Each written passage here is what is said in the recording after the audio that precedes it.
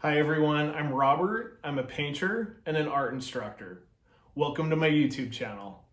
Here I will be sharing tutorials that I know will help you develop or simply improve upon your drawing and your painting skills.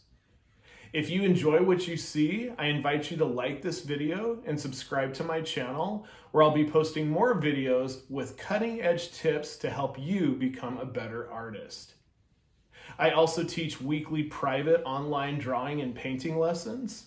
If this is something that you'd be interested in, please shoot me an email to schedule a free consultation. No obligation. Okay, so for this video, what I want to talk about is proper brush care. If you're intending to pursue painting, one of the most crucial things that every artist must learn to do is clean their brushes properly. If you're planning on spending a lot of good money on good brushes or even cheap brushes, you're going to want to take care of them, because the better you take care of your brushes, the more mileage that you will get out of them. So there are several methods, and I want to show you just a couple of them. So let's get to it. All right, there are several different soaps out there to clean your paintbrushes effectively with. One of the most common soaps in the art stores is the Masterson's brush cleaner, which is a small, compact little dish that has a block of soap inside of it. It's very effective for cleaning all sorts of brushes, whether you're an oil, acrylic, or a watercolor painter. If you do not have Masterson's brush cleaner, that's totally fine. There are several other wonderful ways to clean your brushes really well. The first one that I want to talk about is just a cheap bar of Ivory soap. Doesn't necessarily have to be Ivory soap, but if you have just a cheap bar of soap on hand, really effective for cleaning your brushes. So what you want to do is you want to get it slightly wet. Now, the other thing too is, if you have a soiled brush like this, it's going to be very, very difficult, and it's going to take you a very long time to clean your brush if there is a ton of gunk in your brush. So whatever medium that you're using, what you want to do is you want to get as much of the excess out before you start cleaning it in the sink.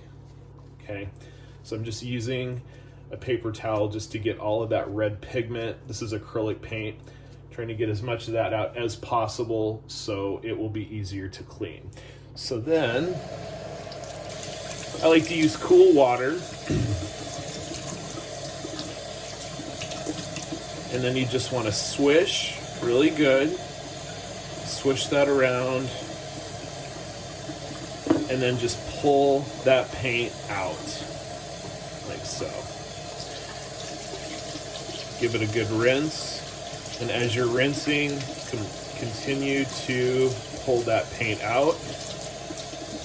It might take you a couple rounds, but that's totally fine.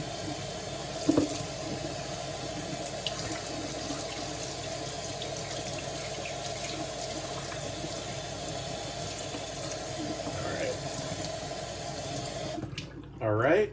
And for all of your brushes, you want to have a bounce to your brush. If your brush does not have that bounce, it's going to be very difficult, if not impossible, to work with. So you're always looking for that bounce. So when you're done cleaning your brush, just want to take a clean paper towel, dry it good, and then put it in a jar or a container face side up. All right. Now, the other option, if you don't have a bar of soap, is just good old dish detergent. We got some Dawn dish detergent. What I'm going to do is I'm just going to put some of that in my hand. Let's take another brush here. All right. And then I'm just going to swish it around.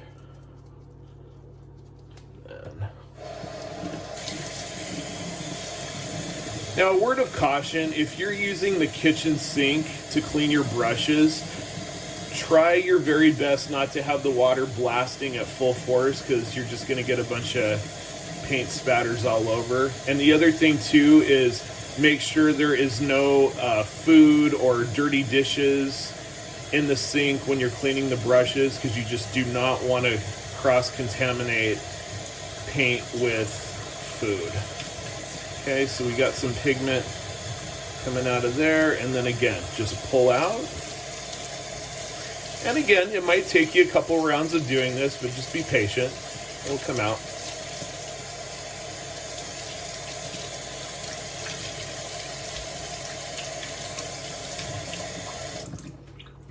All right. And again, just give that a nice dry. And face side up. All right, for you oil painters, so when you are, obviously you're going to be using a solvent, I recommend using Turpenoid or Gamsol. Those are really wonderful alternatives to turpentine. I highly recommend that you do not use turpentine. Turpentine is just really, really toxic. So just keep that in mind.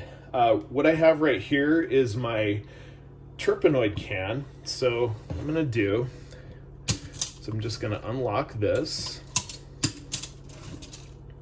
Now, whatever you do, just make sure that you never put any of this solvent down the drain, ever.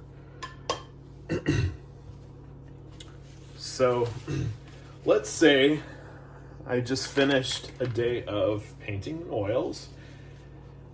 So again, if you have a brush that has a bunch of oil paint on it, before you just dip it right in here, make sure that you clean out as much of that excess as possible, and then just swish it,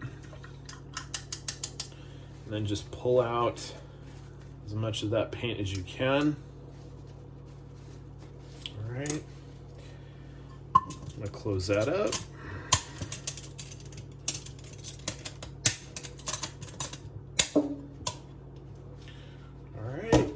And now it is ready to clean. You can clean it with your soap or your dish soap, whatever you got, like so. Turn that water down so it's not blasting all over me.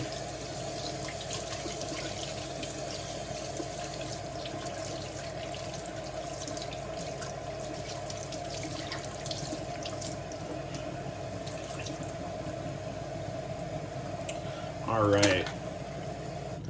Okay, so there's a couple other things that I want to talk to you about, and that is if you have a brush that is clean, but you feel it's lost its original shape, what you can do, let's see, I guess I'll try this one. What you can do is after you're done cleaning it thoroughly, you can take just some regular hair conditioner. This is just plain Tresemme hair conditioner, just a little bit, you don't need too much. And then what you can do is just put a little bit of that hair conditioner inside the brush, and then just reshape it the best you can. Don't rinse this out, and just leave that to dry overnight. So hair conditioner helps reshape the brush, and it also makes the bristles softer. So, all right. Okay, another thing that you might want to consider is, let's say that you've had a brush that you forgot to clean for whatever reason, and you got some paint in there that's just not going to come out.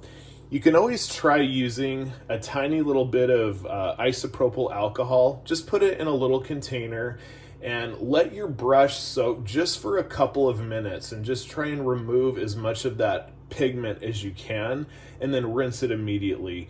Don't leave the alcohol inside the brush for that long, because it will kill the brush. So